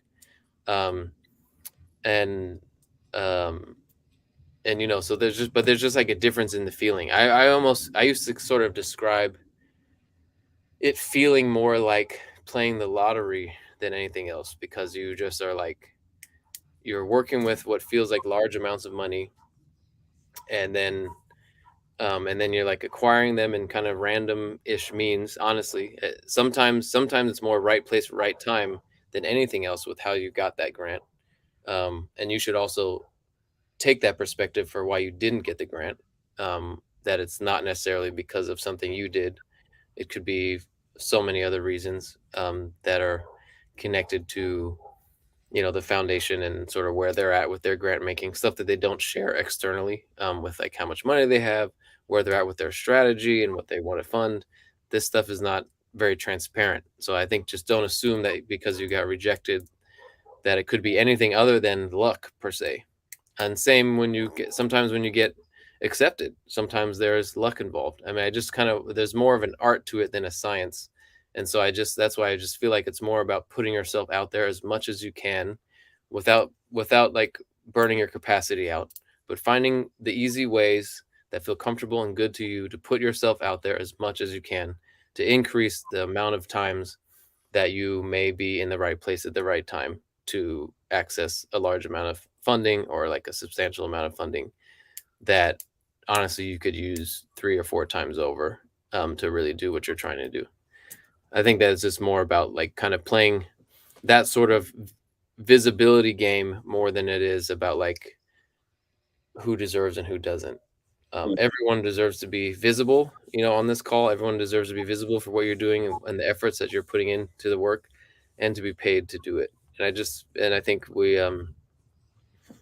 yeah, that's why anytime I catch myself, or would catch myself, or catch my peers and colleagues kind of questioning themselves, it's always a reminder back to, hey, what is the root of these institutions? And sort of like, even if that's what it takes to motivate you, like sort of like no, I'm gonna get this money back into the hands of our people, whatever it takes to kind of get past those messages that are, I'm gonna say, are generally false, that you don't deserve it or that you're not ready. um, that is, you know, that's just the oppression of being in a society, more than it is an accurate representation of like where you are and who you are. Mm-hmm. I'm glad you bring that up, and a couple things are coming to mind. I want to shout out my friend and poet, Javier Reyes. He has an he has a program with Diane's organization. We actually just were working with her last week, a couple weeks ago, and we had to work on a grant together. And he talked so well. I was like, this is hard to do. Like and I don't mean well just in terms of like articulating his point, but just literally like making it like, yo, like this is big. And I remember being like, no, it's not. Like, but again, that's my thinking. My thinking Uh-huh. makes it hard for me to go like, this is enormous. This is amazing. This Mhm. is groundbreaking. This is this idea. What we were writing about was to get a facility, but he was just talking it up so big, Mhm. Mhm. Mhm. Mhm. comfortable. And there's a part of me that even then acknowledged like I gotta keep you around because if I don't, and if I continue to think the way that I think about things, like generally speaking, I will never say some of these things. Mhm. That's the first point I wanted to mention. So just I don't know who your homie is, Dana or Alkeisha, Maria, the other folks that will be listening to this or that are in the program, Candace and so forth. But whoever that friend is who has no problem being like, let me explain to you like how amazing this idea is. Or let me explain to you how the how this can impact people, especially the ones that we're aiming for, that are our target audience when they come into contact with this type of work. Because you need that, you need those voices around you. You need the people who can talk like that around you so that you can know. The second thing I want to reference is I was just watching That's real. on Netflix. I don't know if you guys have heard of it, but there's a show, American Gladiator, and there is a documentary. It's like a docu series on it, Mm. and they're explaining like the start of it. Now, as a kid, I remember watching it, and I loved it. I super loved that show as a kid, Yes. and they're showing the process, and the process was horrible. They were like, so we just were like in the park, we're trying out, we don't know what competitions we're going to have, we don't know who are the best people to do it. People are getting injured left and right. The equipment is falling apart because they're literally trying to make up the games, and they're making them up right with like some dude who never made this stuff. Like it's all an idea, and they're just working out all the kinks. And unfortunately, again, people are getting injured, people are getting sued, thousands of dollars are being wasted. However, we're getting to that point where we're like, dude, we got the cast now, we got the studio now, we got this, we got that, and it's all starting to come together in a way where eventually I'm going to be watching it as a 10-year-old kid, like, oh my gosh, like I can't wait to grow up so I can be on this show. And at the end of the day, it really started with somebody who was just like, blood, like this is going to be the dopest thing in the world. Y'all got to give us all the money that we want because it's about to be completely worth your investment. Two, someone who believed that even when the equipment is falling apart and they don't have the games and they don't know where the people are going to come from because their strongest person just got injured because there is no safety precautions in place, to really take care of these people. But all that to say is that even when things are falling apart or even when things are very in their infancy, you have to have someone, whether it's yourself or not, around that goes, I believe, and it really is going to be based on that continually happening through the difficult times in into the most prosperous times where things really are just clicking. And oh my gosh, like, you're traveling from city to city, being able to explain the success of this and how it's, revolutionized this and that. There's got to be people who are able to talk about it like that, even when you have no staff and Mhm, there's no money and there's no game, there's no infrastructure, there's no complete plan of how this is actually going to work, but they can just see it and they believe it, and they're going to encourage you and or whoever is listening about that. And so all that to just bring up the fact that it doesn't have to be completed to start. It doesn't have to be completely clear as to how it's going to work in order for you to get out there and start advocating for it and start talking it up. um, and honestly, and you can speak to this too, Josh. I'm sure there's a part of it that goes, we're just lying to people. mhm, And the reality is, the only way that it's a lie is if it never comes to fruition. It's not true if it's not true. But if it's about to be true, mhm. the truth. I mean, I'm sure Dame Dash was like, dude, like y'all better sign Jay-Z because we about to be out here. And they can be like, you're lying. I don't care. And then it goes, he was telling the truth 20 years ago, Mhm. and we hate ourselves.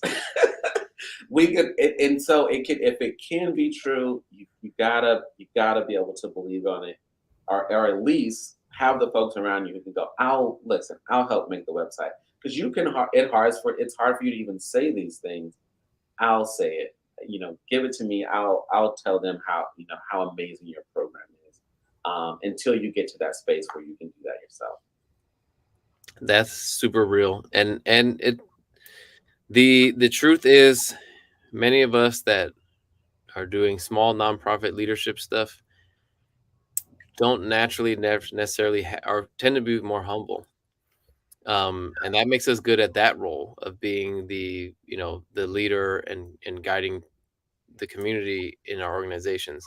That makes us good at that role. It doesn't make us that good at the getting accessing funder spaces, Mm, unfortunately, right? And so we sort of need to. That's why I think the reframe of like, this is not about me, and this is not about um, like how good I am at presenting this or that. This is about what I have to do to get the funding for what I believe. You know what I mean? Like, mm, sort of just using that frame however possible. I have expertise. I have power. I deserve these types of funds. My community deserves these types of funds. Having that framework so you can push past the pieces that hold you back from sort of like not wanting to feel like you're bragging or lying or whatever kind of message gets put in your head that I'm saying is like a fallacy, basically created by the oppression that we're all facing. Is kind of like what we the practice that needs to keep occurring. And so what you mentioned about a friend, someone, so either if you don't have that friend, then you're gonna have to create that friend to like be in your mind. But having that friend or that person that always believes in you, it really does make a difference so that you can get past those messages that I think are um, tend to not be accurate and are just kind of based on the fear of the conditions that we're facing. mhm. Word, word. No, that's good stuff. That's good stuff. Thanks again, one, for sharing and coming through to you, Josh. Also, Dana, thanks for continually engaging in the chat so that Appreciate you. you know Thanks. that not only are you're hearing it, but then also that um, yeah, you're understanding that, and that's great to know. And So with that being said, again, you did already share your email. Is there any other information you'd like to share and just let them know about what you're doing and so forth? No, I think that's a good in terms of what we talked about today. That's probably a good way to follow up with any questions that you might have. And again, it was more like my perspective and things that I've learned as opposed to stuff endorsed by the East Bay Community Foundation. Although there are a number of us that have this similar framework in terms of like the trust based philanthropy and all those pieces there. Um, yeah, and then to answer in terms of as the East Bay Community Foundation, so we don't have the resources to have an open grant cycle.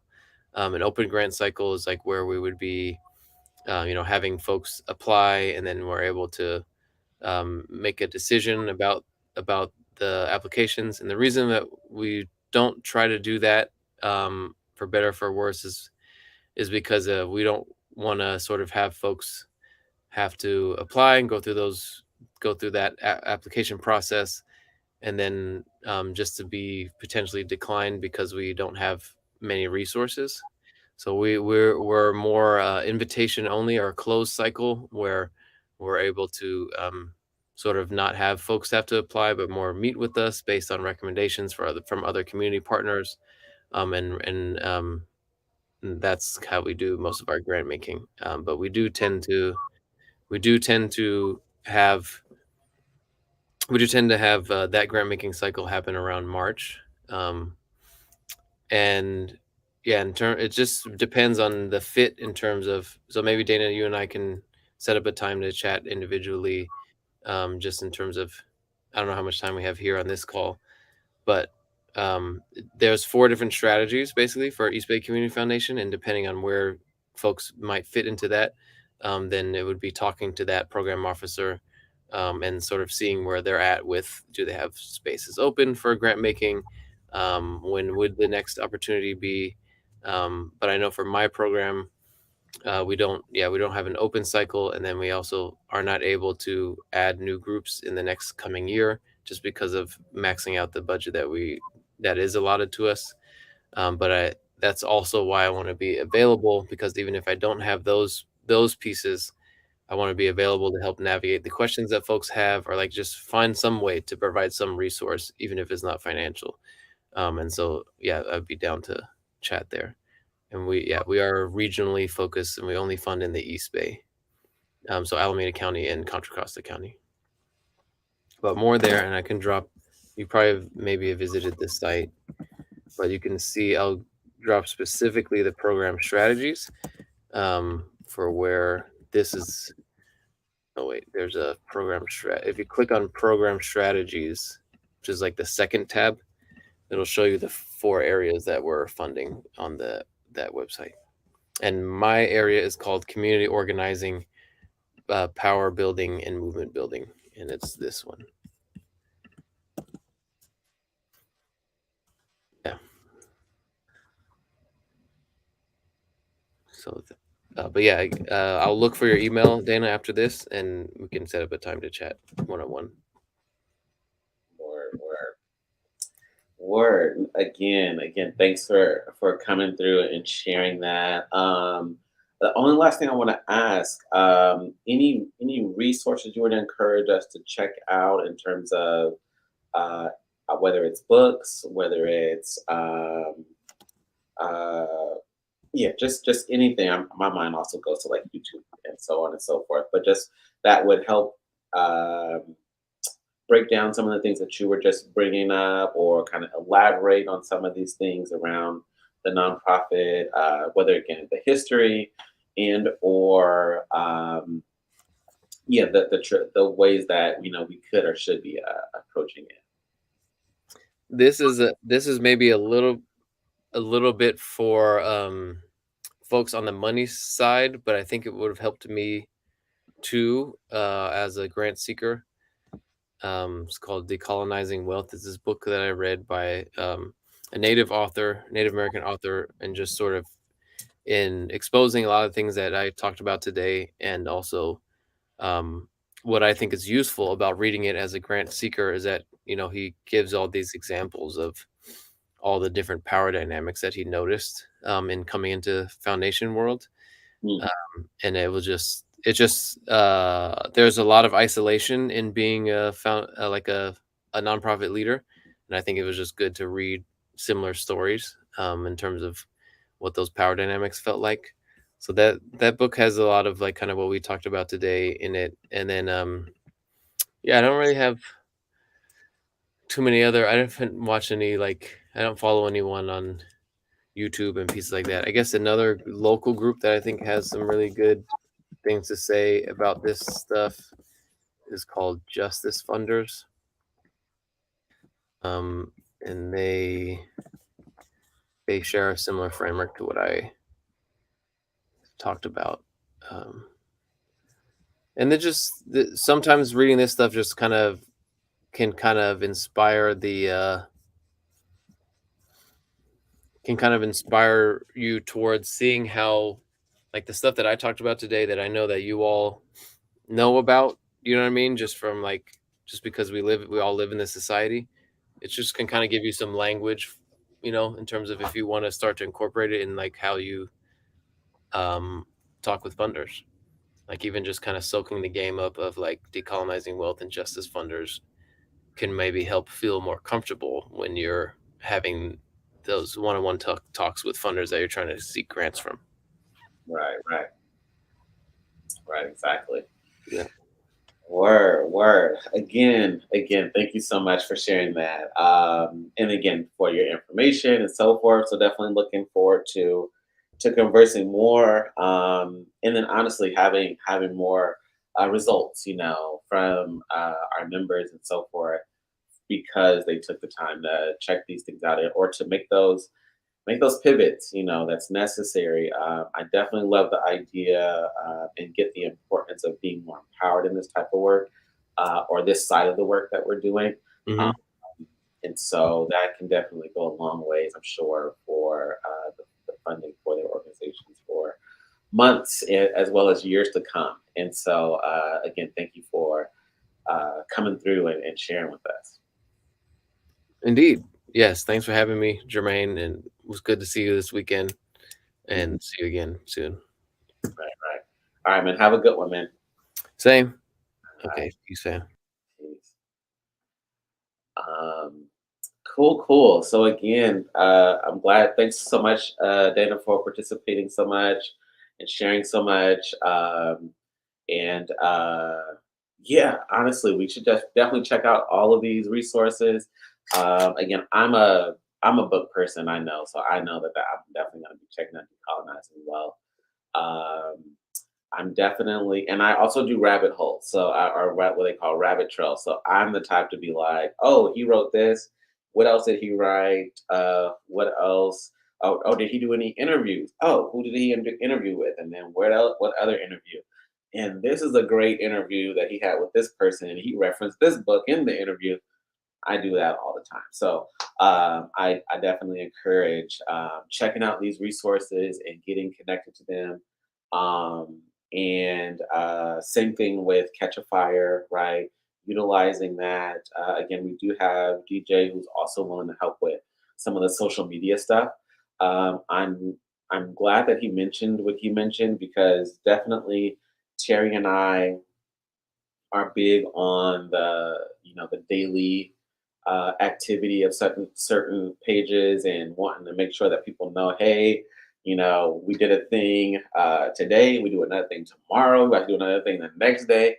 But when it comes to organizations and their work, excuse me, when whatever has inspired us to look for these types of organizations, as long as they're around, they mess around and get a call, right? They'll mess around and get an email, get a new person on the email list, checking out their newsletter, because we don't need to know that you do something, that you post every day, as much as we need to know that you guys are still around, there's gonna be another event. There's gonna be another thing.